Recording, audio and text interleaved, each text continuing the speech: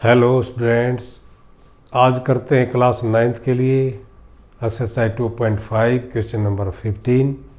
देखिए लिखे है बोर्ड पे, नीचे दिए गए आयतों जिनमें उनके क्षेत्रफल दिए गए हैं में से प्रत्येक की लंबाई और चौड़ाई के लिए संभव व्यंजक दीजिए।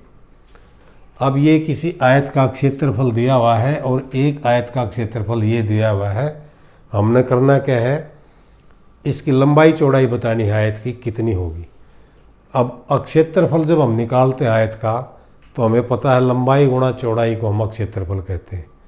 इसका मतलब ये है कि दो चीज़ों की गुणा होके ये बहुपद बना है। अब दो चीज़ों की गुणा क्या है, क्योंकि ये द्विघात है और द्विघात के यदि हम गुणनखंड करें जो हमने पहले भी किए हैं तो द्विघात के दो गुणनखंड होते हैं और दो ही गुणनखंड हमें इसमें बताने हैं कि लंबाई क्या है चौड़ाई क्या है। तो देखिए 25 a की 2 - 35 a जमा 12 है। यह तीन टर्म है, a की 2 घात, a की 1 घात और इसमें a की 0 घात है। इस तरह की अगर आपके पास कोई बहुपद आता है और आपने उसके गुणनखंड करने हैं तो आप क्या करें, ये जो बीच वाली टर्म है -35 और इस बीच वाली टर्म के दो टुकड़े करने हमने। दो टुकड़े भी ऐसे करने हैं, उन दोनों टुकड़ों की का अगर हम गुणा करें तो वो गुणा इसकी और इसकी गुणा के बराबर आए, यानी कि 25 गुणा में 12 300 होता है। 300 आए उनकी गुणा। तो वो कौन से हैं, 25 a की 2 -20 a और -15 a लिखे हमने। इस 35 को हटा दिया, इसके दो टुकड़े कर दिए, -20 a और -15 a, और इन दोनों की जब गुणा करेंगे तो 300 ही होगी, +300, जो कि 25 और 12 की गुणा होती है 300, उतनी गुणा होनी चाहिए। तो अब ये चार टर्म होगी 1 2 3 4। पहली दो में से कॉमन निकालना और लास्ट वाली दो में से कॉमन निकालना है। पहली दो में कॉमन क्या आ गया, 5a, इसमें 5a बचा और इसमें -4 बचे, और इसमें कॉमन क्या निकलेगा, -3, बस यही कॉमन निकलेगा। ये हो जाएगा 5a और -4। अब यहाँ ध्यान आप ये दें कि ये दोनों ब्रैकेट में एक जैसी टर्म आनी चाहिए, 5a - 4 5a - 4। अब इस 5a - 4 को यदि हम कॉमन निकाल लें तो इसमें बच गया 5a और इसमें बचा -3। तो ये जो दो फैक्टर आ गए इसके दो फैक्टर में एक लंबाई एक चौड़ाई, क्योंकि हमने लंबाई चौड़ाई बतानी थी। तो आयत की लंबाई 5a - 4, तो आयत की चौड़ाई 5a - 3, ये लिख सकते हैं।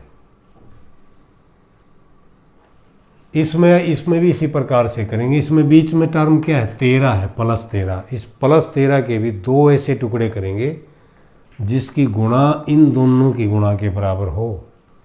35 गुणा 12, 12 5 60 और 12 3 36 और 6 42, -420 गुणा हो उसकी।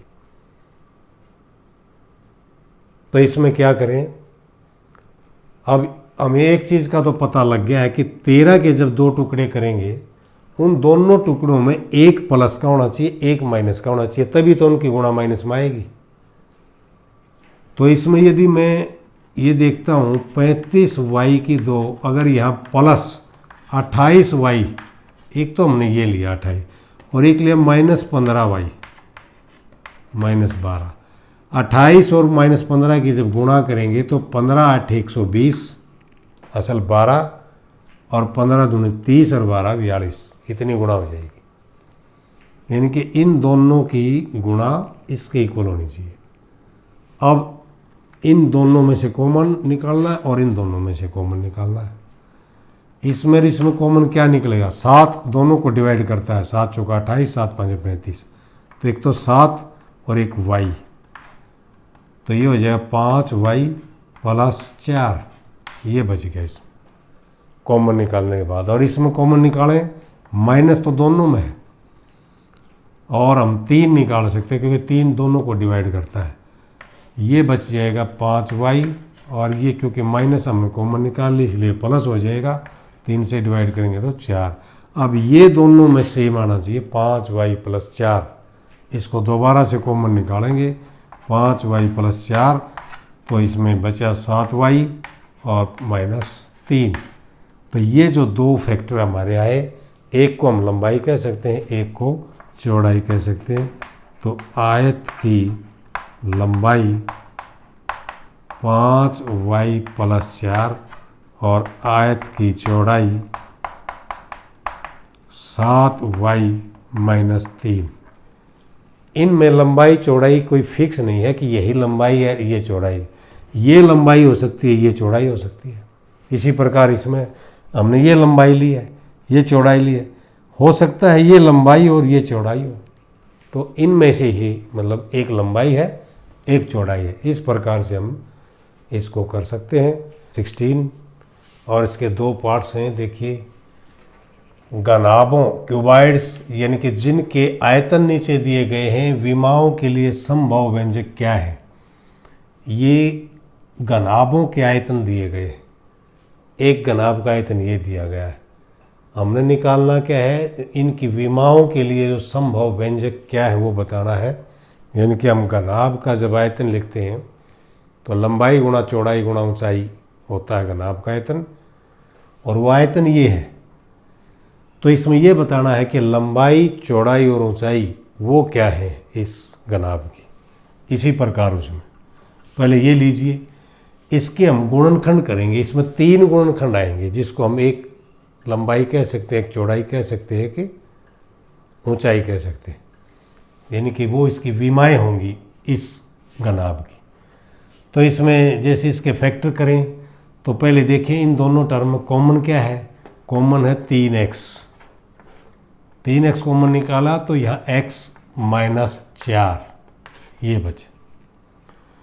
अब यहाँ देखने से पता लगता है कि एक तो इसका 3 है फैक्टर, एक x है और एक x - 4 है। ये 3 फैक्टर अलग अलग है। तो हम ये कह सकते हैं कि इनमें से एक लंबाई है, एक चौड़ाई है, एक ऊंचाई है।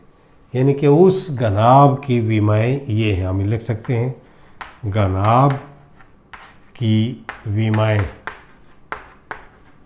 या भुजाएं निम्न है।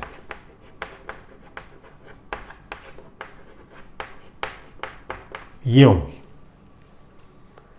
इसमें भी इस प्रकार से हम 3 फैक्टर इसके करेंगे। पहले देखने से पता लगता है 1 2 3 तीनों टर्म में कॉमन क्या है, कुछ न कुछ कॉमन है इसमें। 12 8 और 20 है। 12 8 और 20 में कॉमन क्या ले सकते हैं हम, 4 कॉमन ले सकते हैं। और KY इसमें भी है, KY इसमें भी, लेकिन इसमें Y नहीं सिर्फ K है। तो 4K को कॉमन निकालें।